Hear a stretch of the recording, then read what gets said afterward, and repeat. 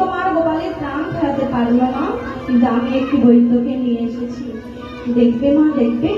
যে না বলা মা যশোমতি আমার ছুটতে ছুটতে দুয়ারের দিকে চলেছে। মা পাগলের মতো ছুটতে ছুটতে চলেছে, আর দুয়ারে এসে বৈদ্যকে দর্শন করে